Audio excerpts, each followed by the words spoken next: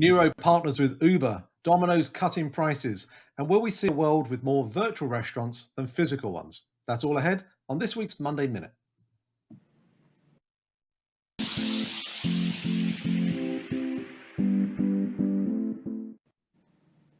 Monday Minute works like this. We're going to ask each other 5 questions about headlines that affect the world's restaurants, off premise, and technology that in some way relate back to our book, Delivering the Digital Restaurant. Are you ready? Let's go.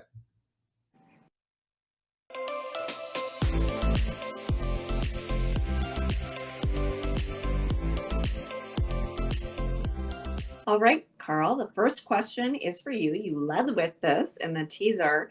Nuro and Uber have created a partnership. And first of all, remind us, what is Nuro and what impact might this have on how Uber delivers?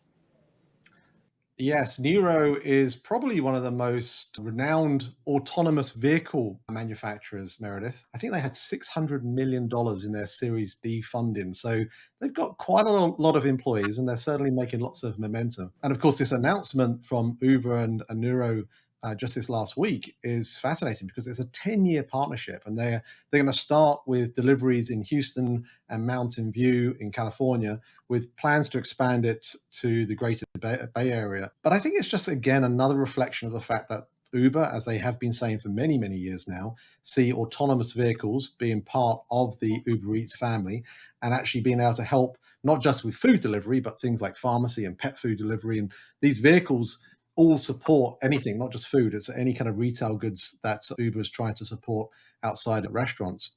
So these are going to run on public roads. There are others out there that just go on the sidewalks. I think this is the third partnership that Uber has. They work with a company called Serve in West Hollywood and Motional in Santa Monica, again, 2 California locations. But Nuro is probably the biggest partnership yet. And to announce a 10-year partnership tells us that Uber is very, very serious about this. So exciting times.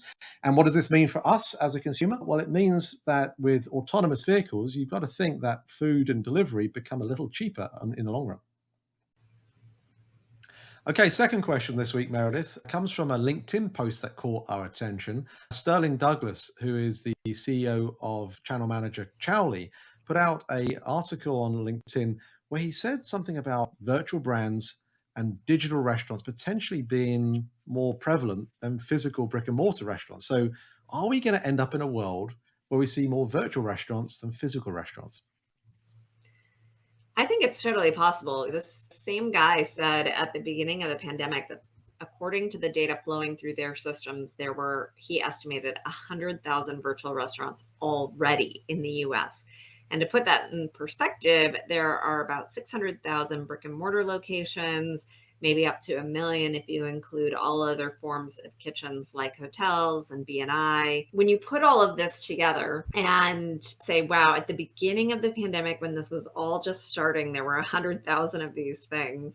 And now people are starting to do it on purpose. Companies have organized like Nextbite, Franklin Junction, and BDC and WowBow that offer these things to restaurants. Restaurants are really starting to adopt them, and not just the independents, but also big chains, with folks like Chili's bringing out It's Just Wings at all of their locations, or someone like Denny's with the Burger Den. As you start to see these proliferate, let's just do a math exercise and imagine of those 600,000 restaurants, about half of them are chains. All chains are going to engage in this virtual restaurant craze. So let's say maybe 10% of them do. We've got 30,000 restaurant locations that each have one virtual brand. And then of the independents, let's say maybe half of them engage, because why not add these additional sales layers to their business? So that's 150,000 locations. And if each one of them does 2 virtual brands, that's 300,000.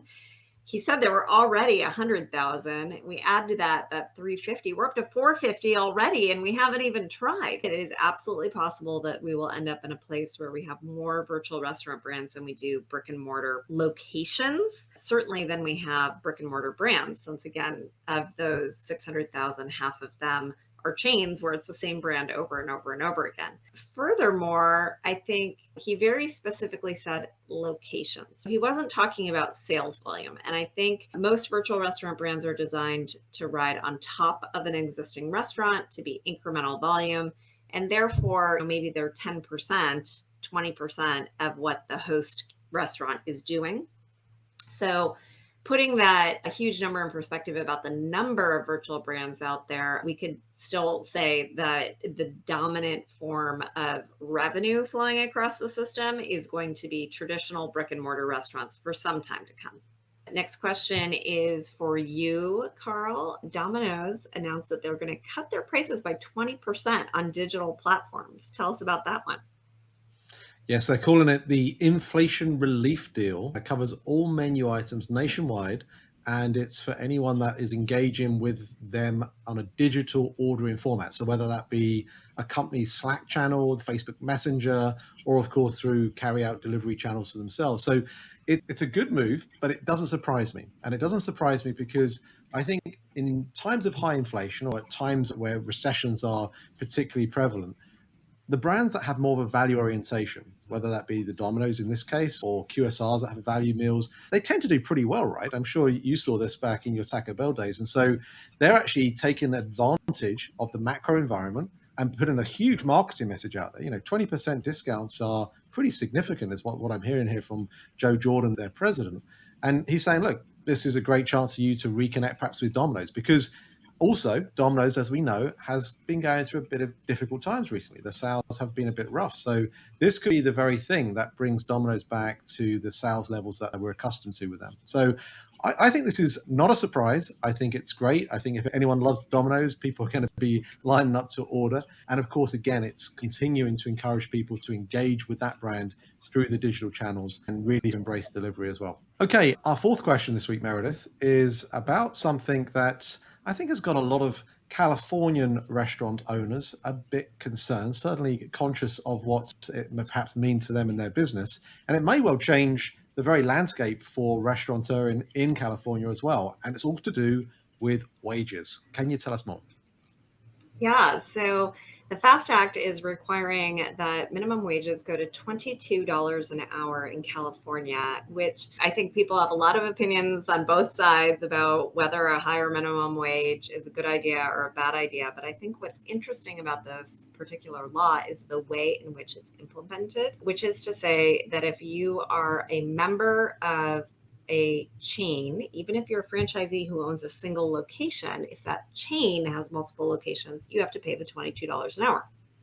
However, if you have less than 100 locations, so you're an independent restaurant, or maybe even you are a chain, but you're just a regional chain with 80 locations, you don't have to pay the $22 an hour. Instead, you would pay the prevailing minimum wage in whatever your jurisdiction is. And to me, what's fascinating about this is that differential between the two types of restaurants, the state playing some favorites here, right? It's saying we prefer this type of restaurant over that type of restaurant. We're going to make it easier to be in business for this type of restaurant versus that type of restaurant. And there's a couple things about that are concerning to me. One is, who's the state to say why some restaurants should pay higher wages than the others, right? If you believe in a minimum wage, you should believe in a minimum wage and it should be applicable to everybody. The second thing is, when I think about putting laws into place like this that have a differential impact on different types of businesses, we end up with a bit of a two-tiered system, where if you are lucky enough to work for one of the companies that is required to follow these laws, you earn higher wages, or maybe you get better benefits. We see this in a lot of the laws that are structured where companies have to offer benefits once they're a certain size, but they don't if they're below. And so if you're lucky enough to get one of those jobs, you fall into this category, you get all of these great things, but it's harder and harder and harder to get one of those jobs because they are more attractive. And everyone else ends up in this other system where they don't get those benefits. They don't get those wages. And if we look out at other countries in the world who have done things like this, say France, you end up with a very two-tiered workforce where you've got a group of haves and a group of have-not all operating in a very different way. The reaction that I'm hearing to this law is less about the number per se, although 22 certainly is very high, but it's more about the way in which it's being implemented and what effects this might have on both different kinds of restaurants as well as different types of workers.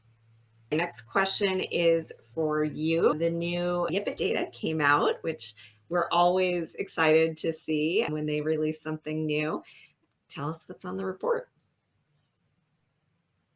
Yeah, we love the team over at Yipit and the information they share. And look, the information this time isn't necessarily startling, Meredith. Let me bring up some of the representation here so that folks that are watching us on video can see. It gives the latest data through the second quarter of 2022, where it's telling us that DoorDash still lead as the top third-party delivery platform, but they've actually gone up over the course of the last year. Now they're just over 60%, I'd say. And it seems like, in terms of the market share at least, they're taking that away from Grubhub. Uber Eats has stayed around the 30% mark and Grubhub has dropped down a little bit. But it is interesting, this data, because it does point out the various different markets and metro areas that are starting to see change and growth for all intents and purposes. These secondary areas that are starting to see huge levels of growth. So, for example, here you see Memphis and Sacramento, the two fastest growing metros in third-party delivery sales in the second quarter. And then you see other cities there mentioned like Austin, Richmond, Nashville. The point here is that we're seeing more and more food delivery happening in areas across the country. And that is not a huge surprise, but it's encouraging to see. And it's also therefore going to continue to demonstrate the way in which convenience is required by every American, no matter where they live. The other thing I thought I'd point out is at the very bottom, they talk about some of the fastest growing brands. And look at some of the names here, Meredith. Pizza Hut is at the top, Crumble Cookies, Carver, Round Table Pizza. We don't talk about those brands that often, what they've been able to do with the digitization of their offer. We've talked a bit about Carver and their interface from a first party perspective being very impressive.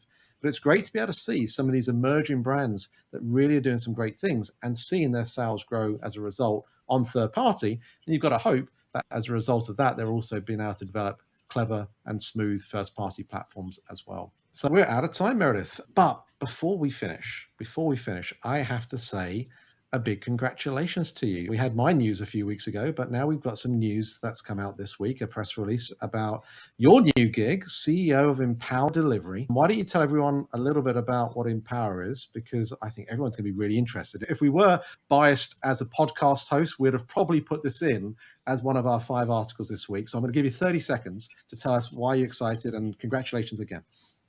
Thank you. Well, no pressure there. So I am very excited to be coming out with the Empower Delivery Story. This is the software that powers the Cluster Truck Ghost Kitchen in Indianapolis and a couple of other cities as well. We are spinning the software out into a separate company so that it's accessible by any restaurant that wants to use it, which is very exciting because of how powerful the software is and what it does. It enables order to delivery times on average of 29 minutes without charging menu markups or delivery fees. The back of house is also more efficient and effective, operating at a 19% of sales. Labor costs, 26% in total spent on the back of house labor as well as the delivery. Let's just note that that is less than what most restaurants are running at when they are running a restaurant. So that is very exciting. I'm super thrilled to be part of it. I'm sure you'll all be hearing a lot more about it as we go, but that's the story.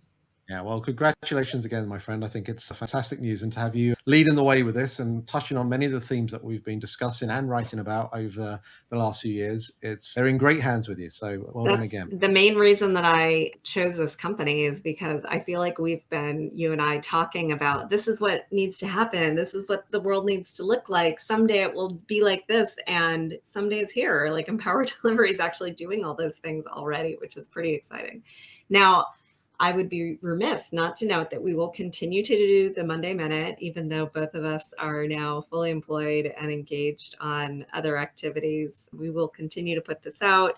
We are actively working on the bonus chapter, and we'll expect to see that come out here soon. So you'll still hear from us as we start to get more focused on these other ventures. We'll still be here for you always. Great stuff. Okay, thank you for listening. Hopefully you found this week's edition interesting. As always, we'd love to hear your comments, any questions, what you've agreed with, what you've disagreed with, and perhaps what you'd like us to cover in a future edition. But until next time, thanks for listening.